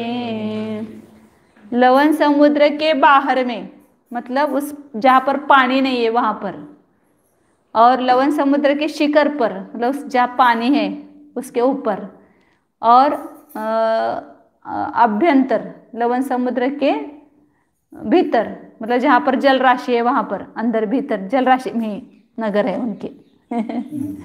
विमान है, नगर नहीं विमान, उस विमान में नगर होंगे। तो जम्बूद्वीप की अपेक्षा लवन समुद्र के बाह्य में कहेंगे, लवन समुद्र में जहाँ जल नहीं है वहाँ कहेंगे। वेलंदर जाति के नाग कुमार देवों के 72,000 विमान हैं, और शिखर मतलब 16,000 ऊंची जल राशि है, उसके ऊपर उनके 28,000 विमान हैं, और जल के भीतर उनके कितने विमान है, 42,000 विमान है। ओए, इतना बड़ा ही है ना वो लवण समुद्र। हाँ कहीं जल जल कुछ भी छोड़ा नहीं। नहीं छोड़ा है। अभी विमानों की अवस्था विशेष बताते कि उनका व्यास वगैरह कितना है, ये अर्थ तो लग गया। विलंदर भुजग विमानों के कितने, बाहर में 72, सिहरे अड़वीसम और अंते बादालयम, और बीच में 42,000। ये लवण समुद्र पर इतने, लवण समुद्र जहाँ है वहाँ पर इतने विमान हो गए व्यंतरों के, असंख्यात व्यंतर हैं। तो कहाँ कहाँ रहेंगे, सब पूरे ऐसे फैले हुए हैं। हाँ, दुतड़ा दो सत्त स्वयं दुकोस अहियम च होई सिहरादो नयराणि हुगयन तले जोयन 10 गुण सहस्वासाणी। दो तड़ा दो, लवण समुद्र के दोनों तटों से, सत्त स्वयं 700 योजन, दो कोस अहियम 2 कोस से अधिक, होई सिहरादो शिखर से 200 कोस अधिक, 700 योजन ऊपर जाकर, गगन तल में आकाश तल में, जोयन 10 गुण सहस्वासानी 10,000 योजन व्यास वाले नगर है। कहाँ पर है वह, लवण समुद्र के दोनों तटों से 700 योजन अंदर आए, और शिखर से ऊपर 2 कोस अधिक 700 योजन। इधर जो है दोनों, बाहर जो है वो 700 योजन अंदर है, और ऊपर जो है शिखर के ऊपर जो विमान है वो कितने हैं, 720 योजन ऊपर है। इस प्रकार आकाश में ही 10,000 योजन व्यास वाले नगर है, माने एक नगर का व्यास 10,000। मतलब जैसे ये लवण समुद्र है तो इसकी इतनी जगह 700 योजन छोड़ देंगे खाली। हाँ। वहाँ पे ऐसे इन्होंने विमान का अवस्थान विशेष है और यहाँ नगर बता रहे ना।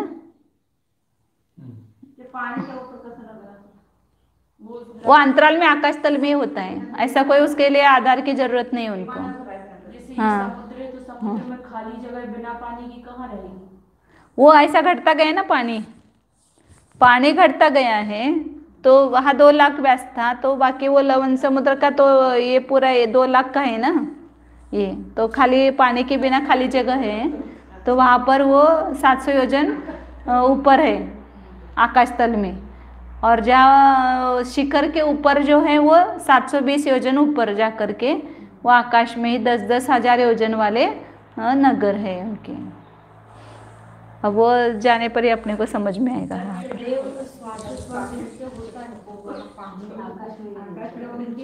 वो अलग से वो विमान के अंदर रहेंगे ना, तो वह पानी कहाँ जाएगा उनके विमान में।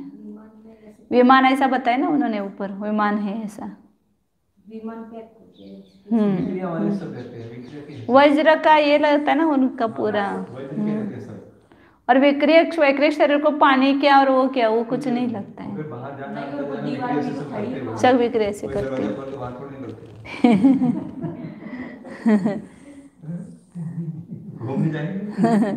नहीं वो, लेकिन वो उधर बैठेंगे ना, उनका वैक्रिक शरीर जाएगा, मूल शरीर उधर ही रहेगा, वैक्रिक शरीर ही चला जाएगा।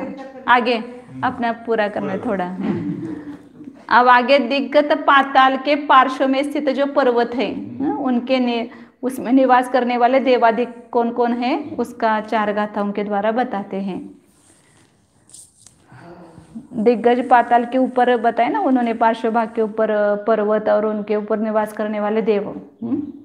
वडवा मुह पहुदीणम पास दुखे पौवदा हुए के का वो को तु बसेलो य विदेयो को तु भासोदू तहि तन्ना मधुवाण दक्षिण दो उदग उदग वासनगा यह शिव शिव देव सुरा शंख महाशंख गिरिदु पश्चिम दो गदगवा सद्दि जुगलम। बोलो बोलो।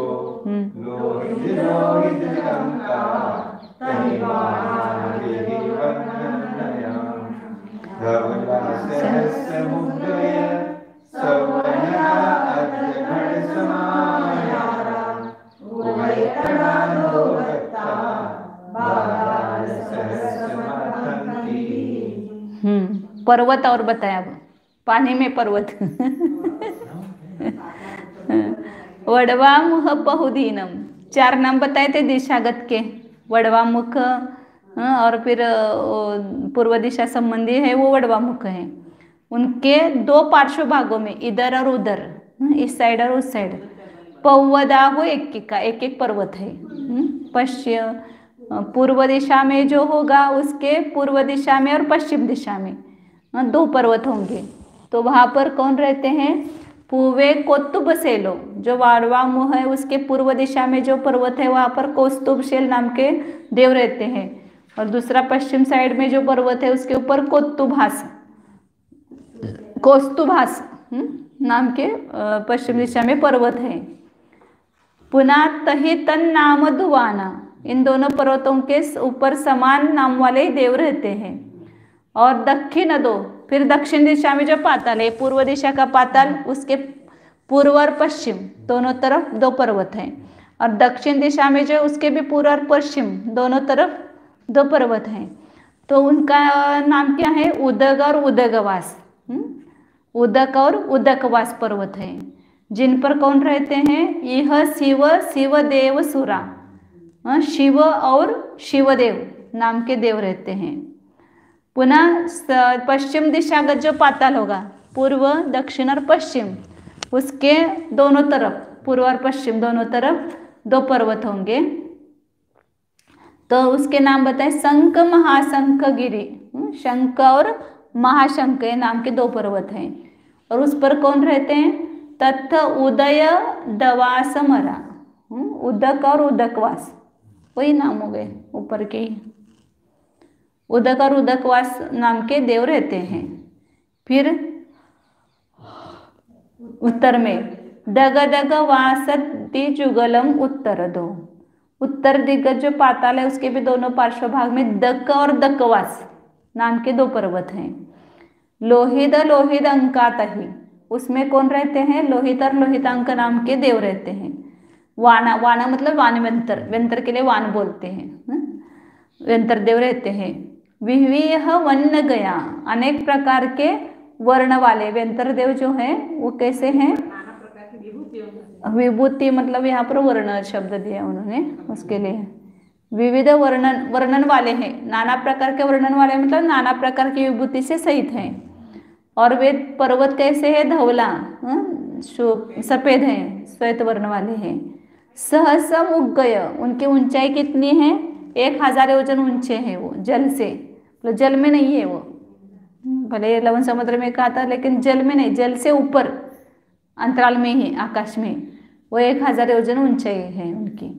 सवनगा, सभी पर्वत, आधा घड़ा समायारा, आधे घड़े के समान, आधा घड़ा करो, उसका जो आकार होगा ऐसे कुंडी जैसा ही आकार समझो, वो अर्ध घट के समान उनका आकार है पर्वतों का। उभय तड़ादो गत्ता, दोनों तरफ उनके तट है, दोनों तरफ। और उस तट से कितनी दूर है? उभय, दोनों तरफ का जो तट है लवण समुद्र का, उस तट से अंदर कितने हैं वो? 42,000 योजन आकाश है। वो पर्वत उस पाताल के दोनों तरफ है और तट से लेकर के इधर के तट और इधर के तट से बीच में कितने योजन पर है वो? 42,000 योजन पर दूर जाकर स्थित है। ऐसे वो लवण समुद्र के पाताल और उसके बाजू में पर्वत है, उसका वर्णन किया। अब लवण समुद्र के अभ्यंतर द्वीपों का और उसके व्यासादिक का वर्णन करते हैं। या भी बोलते हैं ना अंतर्द्वीपज म्लेच्छ, ये अभी अंतर्द्वीपज, ये सब पातालों का वर्णन हुआ और सूर्य चंद्र का वर्णन हुआ। अब अभ्यंतर द्वीपों का वर्णन करते हैं। 96 कौकु भोग भूमि है ना, वो इस द्वीपों में है। तड़दो गत्तादित्य मैत्य वासाहु विदिश अंतरगा अड़सोल सते दीवा वट्ठा सुरक। नहीं ये और नहीं, ये द्वीप इधर के अलग ही है, वो अभी आगे बताएंगे ना, अभी आगे आएंगे वो 913 नंबर की गाथा में आएंगे। ये इधर का ही चल रहा है, लवण समुद्र के बीच का ही। तड़दो गत्ता, तट से कितने 42,000 योजन जा करके, 33 में इतना मतलब 42,000 बताया था ना अभी पर्वत का अंदर, तो उतने ही 42,000 योजन अंदर जाने पर विदिशा अंतरगा, विदिशा के अंतर्गत, विदिशा में और दिशा में दोनों में बताए हैं। 16 ते दीवा, वे द्वीप कितने हैं? 8 और 16 द्वीप है।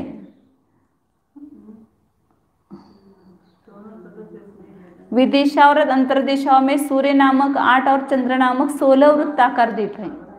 अभ्यंतर तट से बाहर की ओर और बाह्य तट से भीतर की ओर कितने हैं? 42,000 योजन दूर जाकर विदिशाओं में और अंतर्दिशाओं में 42,000 योजन व्यास वाले द्वीप है।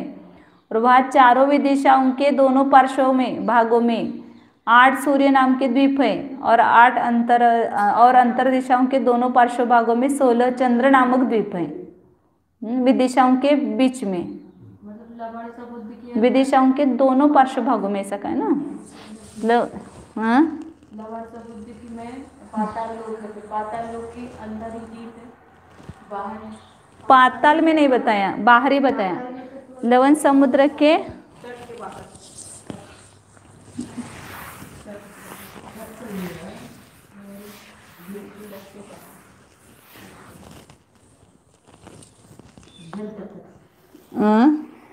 ये आभ्यंतर तट होगा और ये बाह्य तट लवण समुद्र का। आभ्यंतर तट के तट से बाहर की ओर इधर इधर, वो कितना आना है? और बाह्य तट से भीतर की ओर, बाह्य तट से भीतर की ओर इधर 42,000 योजन, ये 2 लाख है ना, तो इधर 42,000 योजन और इधर 42,000 योजन, ऐसे इधर दोनों तरफ से आए। तो वहाँ पर दिशाओं में कितने हैं? हाँ, दिशाओं में 8 है और विदिशाओं में 16 है। यहाँ ये दिशा में, चारों दिशाओं में इधर इधर से 42, इधर से 42 ऐसे आएंगे। तो यहाँ पर कितने द्वीप हैं? ऐसे 8, मतलब यहाँ 2 यहाँ 2 यहाँ 2, ऐसे 2 2 लगाने पड़ेंगे ना, 8 जगह पे तो अभी अपन ने वो देखा था, क्या बोलते हैं, पाताल वगैरह। हाँ, अब ये ऊपर ऊपर ही है ना सब कुछ, आकाश तल में ही सब कुछ है। पर्वत भी आकाश तल में बताया, जल से ऊपर बताया। ऐसे यहाँ पर ये द्वीप भी होंगे, वो जल से ऊपर होंगे, जल में नहीं होंगे ना। अभ्यंतर तट से बाहर की ओर और बाह्य तट से भीतर की ओर 42,000 योजन दूर जाकर विदिशा और अंतर दिशाओं में 42,000 योजन व्यास वाले, इनका एक एक का व्यास कितना है? 42,000 योजन व्यास वाले द्वीप है। और वहाँ चारों विदिशाओं के दोनों पार्श्व भागों में, विदिशाओं के दोनों पार्श्व भागों में 8 सूर्य नाम के द्वीप है तथा अंतर दिशाओं के दोनों पार्श्व भागों में 16 चंद्र नामक के द्वीप है। तो 16 कैसे हो गए फिर? उन दोनों के बीच में लगाना बराबर। दिशा और विदिशा के 8 हो गए, दिशा और ये बीच में विदिशा, ये 8 हो गए। इधर 8 द्वीप है और इन दोनों के बीच में 2 2 लगाएंगे ना, 16 कैसे होंगे? वही बता रहे ना, या 2 यहाँ 2 ऐसे 16 हो जाएंगे ना। 8 अंतराल आएंगे तो उसके बीच में 16 होंगे ऐसे।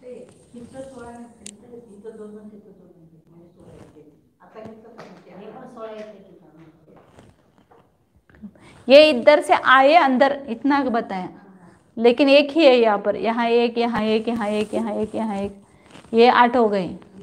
और ये 2 2, ये विदिशाओं के, यहाँ 2 यहाँ 2 ये 2, ऐसे 16 हो जाएंगे द्वीप। दिशा और विदिशाओं में मिला करके 8 सूर्य नामक द्वीप हैं और उन अंतर्गत दिशाओं में 2 2, ऐसे मिला करके 16 हो जाएंगे। क्या है? द्वीप है। और इनका व्यास कितना है? 42,000 योजन व्यास वाले हैं। 42,000। इसका लवण समुद्र के बाह्य तट का व्यास कितना आएगा? 5 गुना 15 लाख आ जाएगा।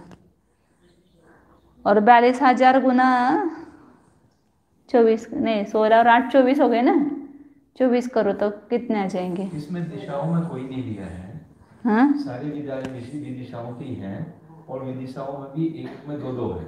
विदिशाओं में एक एक में दो हाँ, तो 8 हो गए। हाँ, ऐसे दिशाओं में एक भी नहीं लिया है। एक भी नहीं लिए हैं। हाँ, और फिर आगे जाके अंतर दिशाओं में, यानी कि दिशाओं के भी अंतर दिशाओं में फिर दो को लेंगे तो 16 उधर फिर होगा। 42 हजार योजन दूर जाकर विदिशा और अंतर दिशाओं में, विदिशा और अंतर दिशाओं में 42,000 योजन व्यास वाले द्वीप हैं। विदिशाओं में 2 लेने पड़ेंगे, और उन दोनों के बीच में पुनः 2 ऐसा। अंतर दिशाओं में 42,000 योजन व्यास वाले हैं, जहाँ चारों विदिशाओं के दोनों पार्श्व भागों में 8 सूर्य नाम के द्वीप हैं, और अंतर दिशाओं के दोनों पार्श्व भागों में 16 चंद्र नामक के द्वीप हैं ऐसे। विदिशाओं के पाताल ले लो, वहां पर विदिशाओं के पाताल है ना, उसके दोनों पार्श्व भागों में 2 द्वीप लेंगे, और फिर उनके अंतर दिशाओं में पुनः ये 2 लेंगे ऐसे। तो 16 प्लस 16 और 8 वो 24 द्वीप हो गए। वो सब द्वीप गोल आकार वाले हैं। वट्टा अड़ 16 सत्य दीवा वट्टा, और सूरक का चंदक का सूर्य नाम का उनका नाम है। 8 जो है उनका सूर्य नाम है, और जो 16 है उनका चंद्र नाम है। अब इसमें वो कैसा है द्वीप, कैसे है उसका ही वर्णन कर रहे हैं आगे।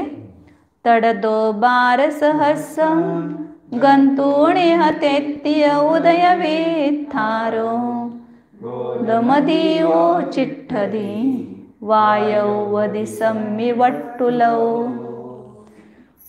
तट जितने योजन विस्तार और ऊंचाई वाला द्वीप है लवण समुद्र के अभ्यंतर तट से या बाहर की तट से उतने योजन जाकर के वायव्य दिशा में, उसके वायव्य दिशा मतलब यहाँ आएगी ना, ईशान्य और ये वायव्य, नैऋत्य और आग्नेय। तो इस दिशा में वायव्य दिशा में गोल आकार वाला गौतम नाम का द्वीप है। गोदमदियो चिट्टदी कहाँ पर है? वायव्य दिशा में, वो वर्तुलाकार है।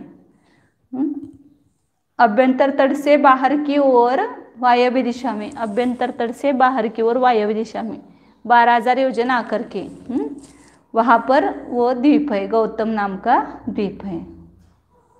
11 समुद्र को रक्षा करने वाले वो स्वामी भी रहते होंगे ना वहाँ पर।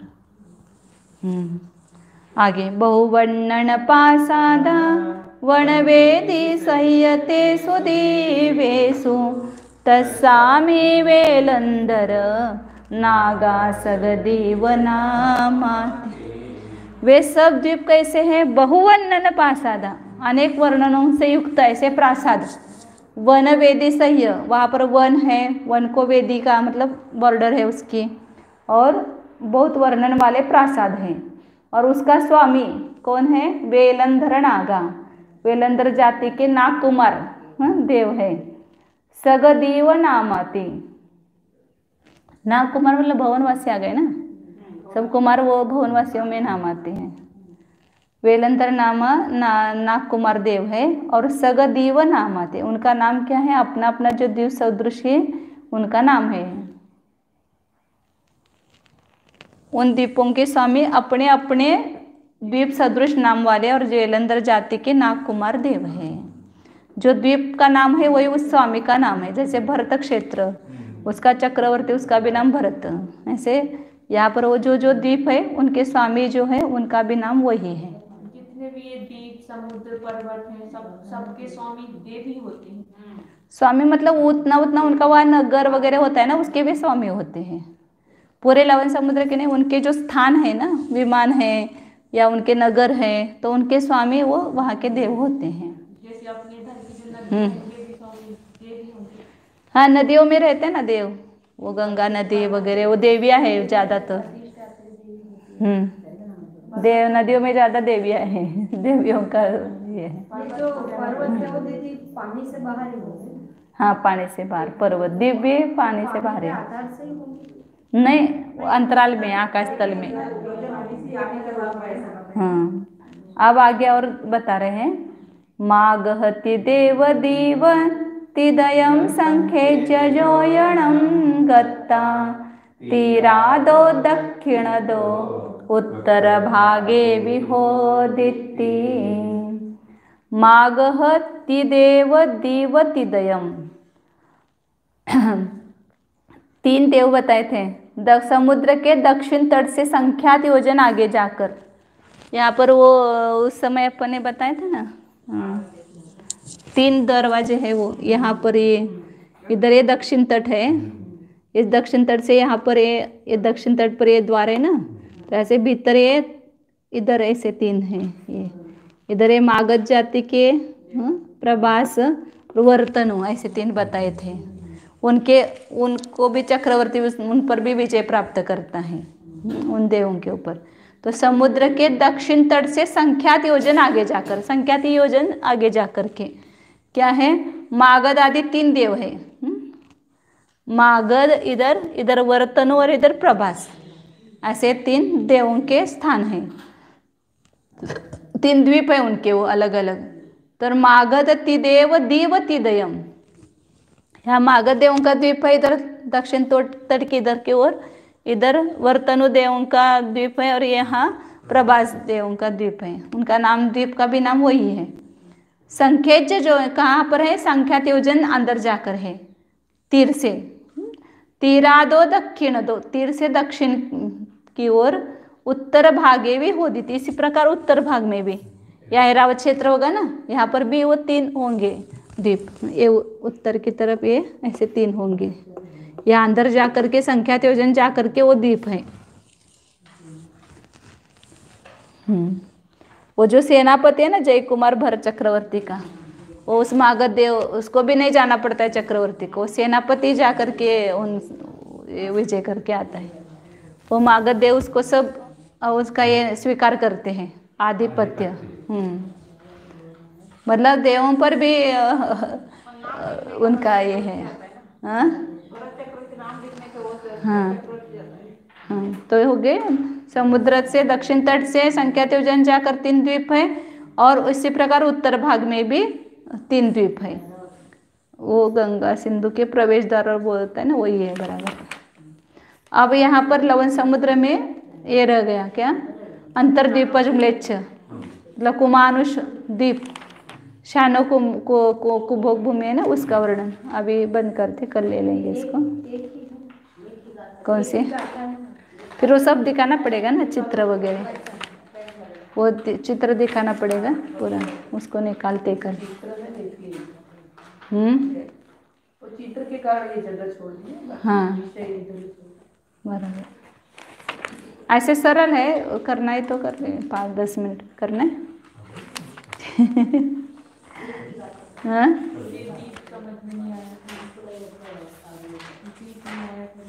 कौन सा द्वीप, ये है ना, यहाँ पर ये समुद्र, ये जम्बू द्वीप के तट है। ये समझ में नहीं आ रहा कि जैसे क्या बोलते हैं, पानी में है वो द्वीप, पानी में तो है, तो वहीं वहीं पे वो क्या बोलते हैं, वो देव रहते हैं। पाताल लोक। नहीं नहीं, वो अलग अलग है ना, ये पाताल तो इधर बीच में है, इधर ये तो बहुत, ये तो कितना संख्यात योजन जा करके है। ये पाताल जो है यहाँ पर होंगे वो 1 लाख योजन ऐसा व्यास और 10,000 योजन है व्यास उनका।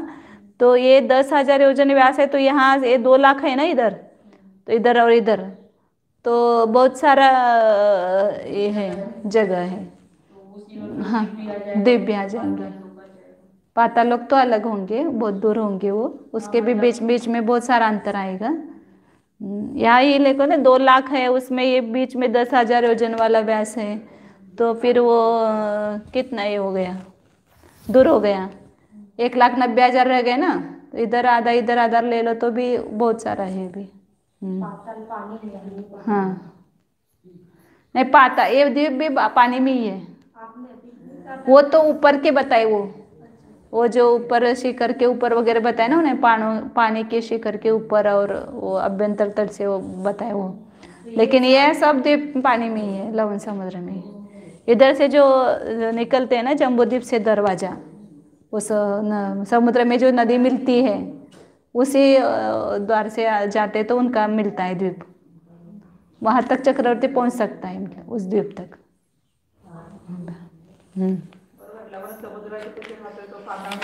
हाँ बराबर। बस करते हैं बिगा, दिन भी कम होता है ना, इसलिए कल ही लेते हैं। मतलब नीचे की स्थिति में मतलब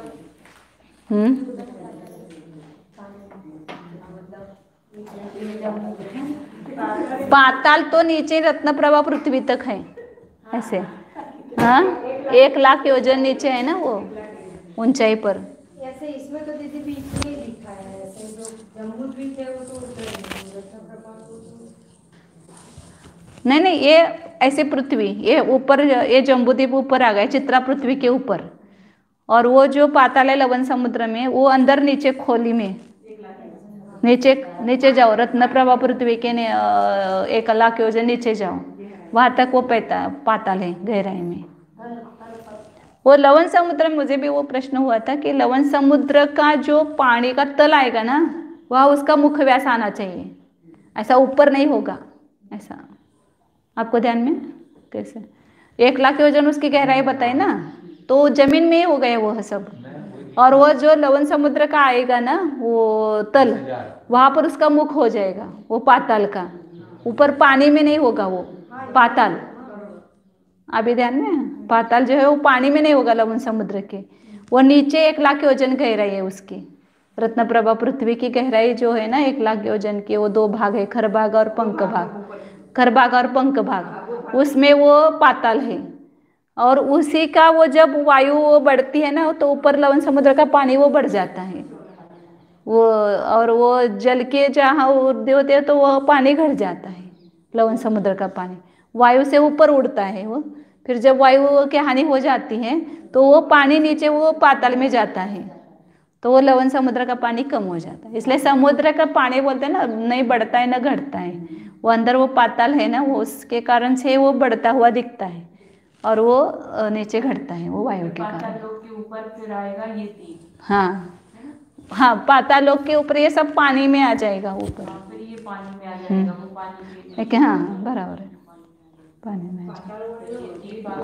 हाँ अच्छा, अभी थोड़ा सा अच्छा हो गया, प्रश्न किए तो और सोचता है आदमी। हाँ हाँ हाँ, उड़ जाती। हाँ नहीं, वो पाताल का भी अच्छा हो गया, वो वहाँ तल है ना, वहाँ तक ही वो व्यास है उसका गहराई हो। तो जैसे जम्बूद्वीप से ये अपन हाँ, अपन चित्रा पृथ्वी पर हैं, चित्रा पृथ्वी से नीचे 1,00,000 योजन जाएंगे, वहां तक पाताल है यहाँ से लेकर के। और ये चित्रा पृथ्वी के समतल पर ही लवन समुद्र वहां पर चालू हो जाता है। तो क्या बोलते हैं, जैसे जम्बूद्वीप में ही रहते हैं भरत की हाँ, चक्रवर्ती कौन जा सकता है वहां तक? अभी आपने ऐसे चित्रा पृथ्वी के 1,000 योजन की ऊंचाई वो उसमें आ जाएगी ना, उसके नीचे होगा समुद्र, समुद्र वहां उसको तक कौन देखना जा पड़ेगा। सकता है? अभी आपने मतलब भरत चक्रवर्ती है ना, कहाँ पर? वो अंदर नहीं जाता है, द्वीप में जाता है। इधर तक जा हाँ, इधर द्वीप में जाता है। ये जो लवन समुद्र में द्वीप 3 बताए ना, ये मगध, त्वरतन और प्रभास, इसमें जाता है। तो इसी भूमि पे रहेगा ना, ये भरत चक्रवर्ती इधर है ना आर्यखंड में, यहाँ से वो जाता है इधर। मतलब जहाँ हाँ होगा ना भरत चक्रवर्ती, हाँ, आर्यखंड में। हाँ आर्यखंड में होगा, फिर वो उधर तक जाने का ही हाँ बराबर।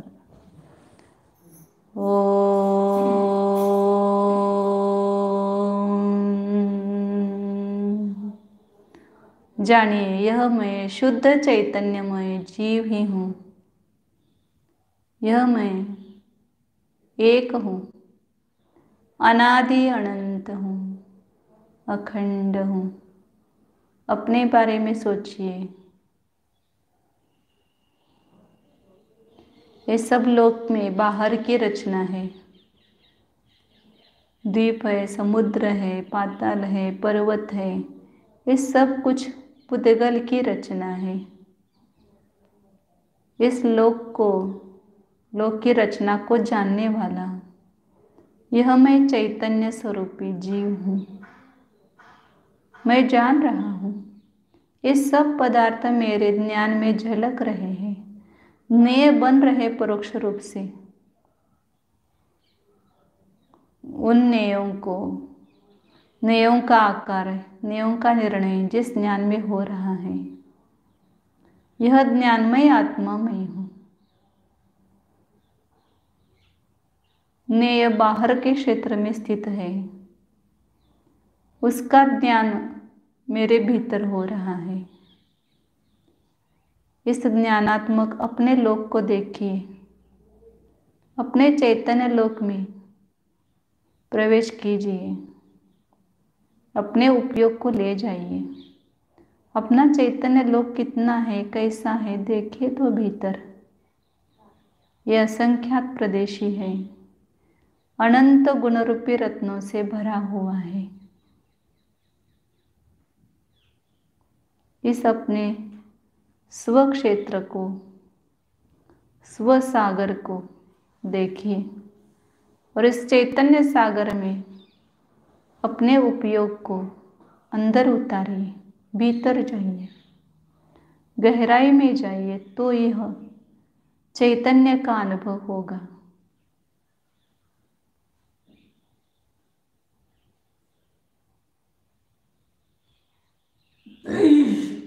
ये चैतन्य अमूर्तिक है, स्पर्श रस गंध वर्ण रहित है। स्पर्श का ज्ञान होता है लेकिन स्पर्शमय नहीं है। स्पर्श रस गंध वर्ण के ज्ञान स्वरूप यह मेरे ज्ञान पर्याय है। उस ज्ञान पर्याय से अभिन्न ऐसा यह मैं शुद्ध चैतन्यमय जीव ही हूँ। अपने को ज्ञानात्मक अनुभव कीजिए। ये जड़ पुद्गल की सप्त धातु का पिंड मैं नहीं हूँ। इसके भीतर जो चैतन्य का पिंड है, ज्ञान व दर्शन का पिंड है, उस ज्ञान दर्शनात्मक पिंड के पास उसमें ही प्रविष्ट हो जाइए। यही मैं हूँ, अन्य कुछ नहीं हूँ।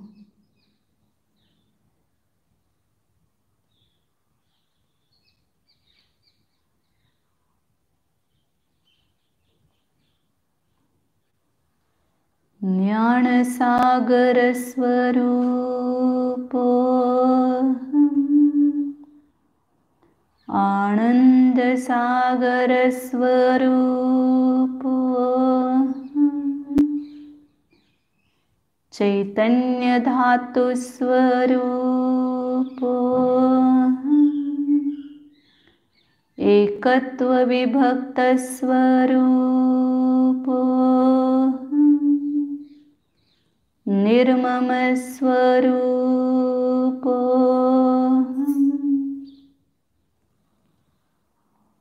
एकत्व विभक्त स्वरूप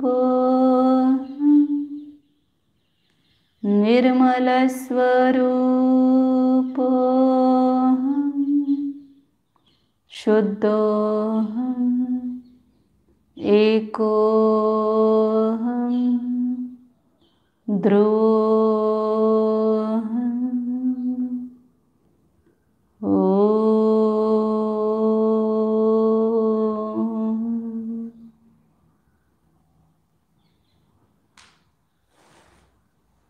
विसर्जन।